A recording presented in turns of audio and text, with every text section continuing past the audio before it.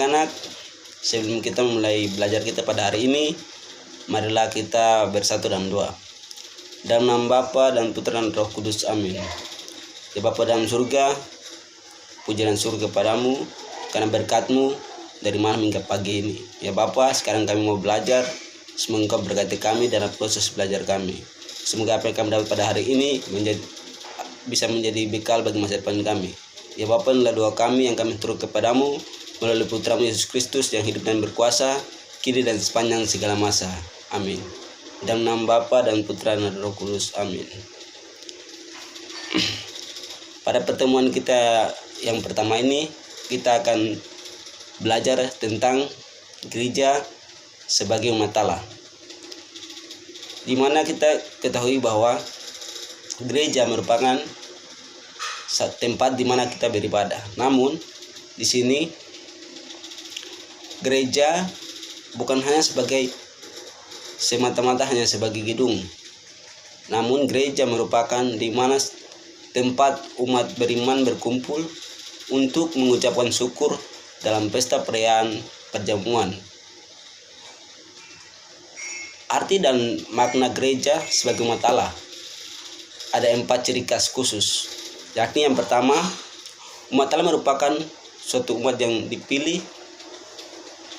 untuk menjalankan tugas dan misi penyelamatan dunia.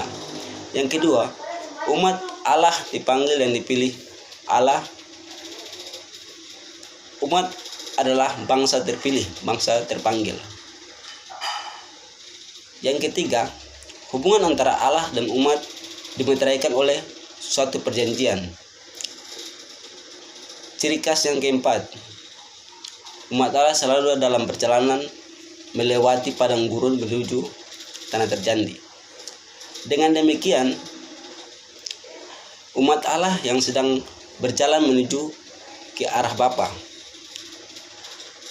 Sekarang kita dapat melihat kembali pada kehidupan di zaman umat purba, yakni kisah para rasul.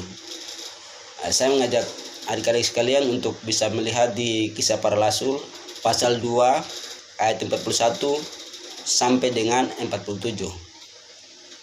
Gereja harus merupakan seluruh umat. Dalam kisah para rasul, kehidupan pada masa itu merupakan satu kehidupan persekutuan yang sangat harmonis, sehingga di situ terjadi banyak perkumpulan umat beriman yang berkumpul bersama untuk memecahkan roti dan mengucap syukur kepada Allah. Kita juga dapat melihat dasar dan konsekuensi gereja yang mengumat. Kita masing-masing secara pribadi dipanggil untuk melibatkan diri secara penuh dalam kehidupan umat Allah.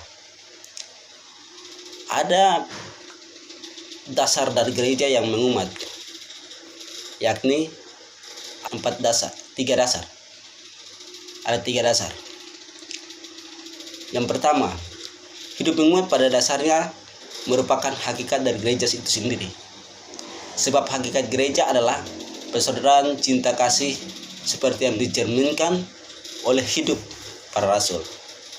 Yang kedua, dalam hidup mengumat banyak karisma-karisma dan karunia-karunia yang didapatkan oleh setiap umat. Yang ketiga, dalam hidup yang mengumat semua orang merasa menghayati karisma, menghayati karunia-karunia yang dimilikinya melalui sesama umat. Selain daripada itu, kita juga dapat melihat konsekuensi dari gereja yang mengumat. Konsekuensi dari gereja mengumat yang pertama, konsekuensi bagi pemimpin gereja atau hierarki. Menyadari fungsi. Kaum hierarki harus menyadari fungsi mereka sebagai pelayan. Dan juga kaum hierarki harus menyadari dan harus juga PK terhadap setiap karisma, setiap karunia yang ada pada setiap umatnya. Yang berikut kita juga bisa melihat tentang konsekuensi bagi setiap anggota umat. Setiap anggota umat juga memiliki konsekuensi sebagai umat zaman gereja. Yang pertama, konsekuensi yang pertama, menyadari dan menghayati persatuannya. Umat harus menyadari bahwa mereka harus hidup bersatu, bersekutu untuk memuliakan kemuliaan Tuhan. Yang kedua, umat harus aktif dalam kehidupan gereja, ikut terlibat baik di lingkungan gereja, di lingkungan sosial. Mereka harus saling membantu, saling mendukung, menopang, dan turut aktif mengambil bagian sebagai umat Allah yang terpilih. Yang ketiga, konsekuensi bagi hubungan awam dan hierarki. Tentunya ada dua konsekuensi antara hubungan awam dan kaum hierarki. Yang pertama, paham gereja sebagai umat Allah jelas membawa konsekuensi hubungan antara hierarki dan kaum awam.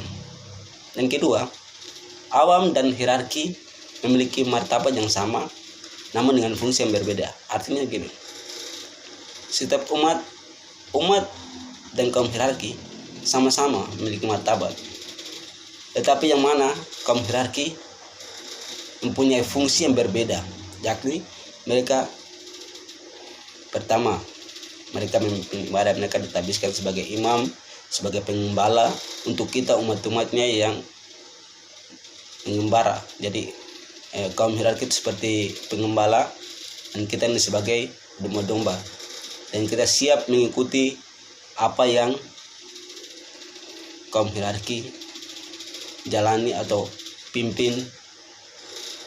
Itulah pengembalaan dari kaum hierarki kepada umat, hanya perbedaannya fungsinya.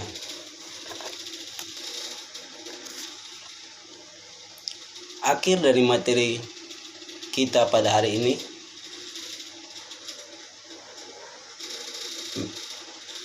inti dari materi kita pada hari ini yakni di mana kita sebagai umat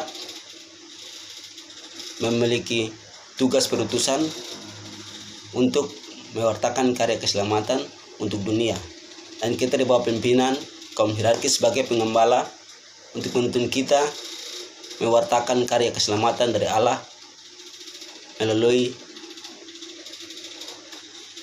tindakan dan semua jalan kehidupan kita. Sampai di sini materi kita pada hari ini.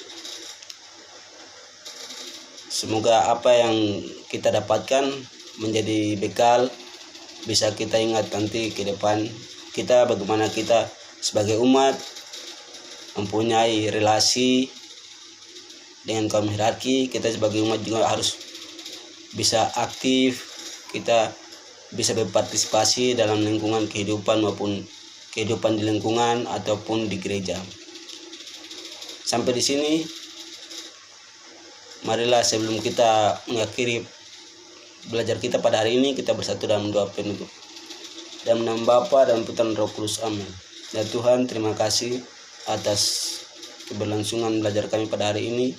Semoga apa yang kami dapat menjadi bekal bagi masa depan kami. Ya Bapa, berkatilah kami semua. Semoga kami selalu dikaruniai berkat kasih-Mu. Bapa dalam surga, inilah doa kami yang kami turut kepadamu melalui pengantaran Kristus Tuhan kami. Amin. Dalam nama Bapa dan Putra dan Roh Kudus. Amin.